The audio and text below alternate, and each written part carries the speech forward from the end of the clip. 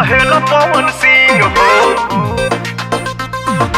कहेला पवन सिंह हो,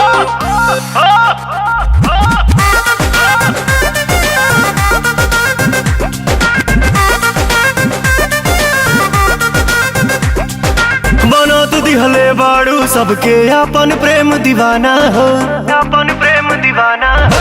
बना तू दिहले बाड़ू सबके अपन प्रेम दीवाना हो। पैबू नहीं हमरा जैसन जिंदगी में मर्दाना हो। करा सगाई पक्का हमरा हाथ से पहिरा रिंग हो। हई भोजपुरिया किंग जमाना कहेला पवन सिंह हो।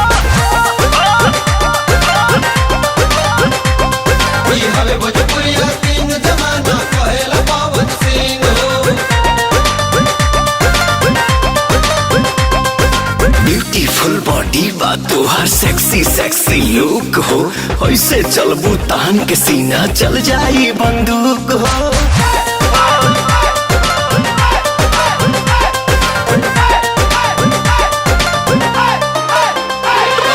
नाभि के नथिया से अखिया हटेला नहीं प्यारी हो। गोर देह गदराइल बाड़ू करे परी रखबारी हो, करे परी रखबारी हो। नाभि के नथिया से अखिया हटेला नहीं प्यारी हो। गोर देह गदराइल बाड़ू करे परी रखबारी हो, करे परी रखवारी हो, करे परी रखवारी हो। हमके लफुआ मत बूझा तू हकील नहीं डींग हो। हई भोजपुरिया किंग जमाना कहेला पवन सिंह हो।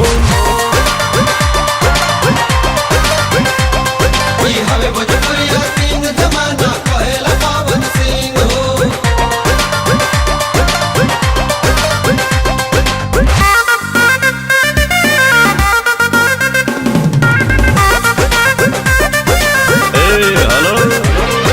शाहबाद के सुरमा हई हम लगल हमके आँख में।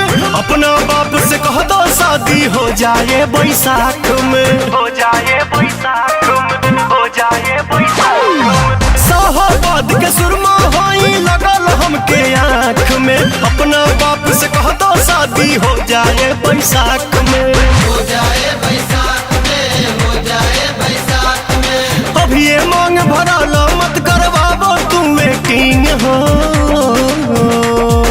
हई भोजपुरिया किंग जमाना कहेला पवन सिंह हो।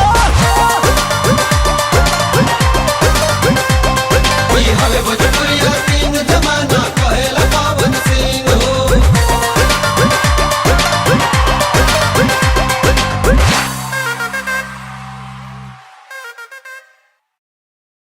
करा सगाई पक्का हमरा हाथ से पहिरा रिंग हो। हई भोजपुरिया किंग जमाना कहेला पवन सिंह हो। भोजपुरिया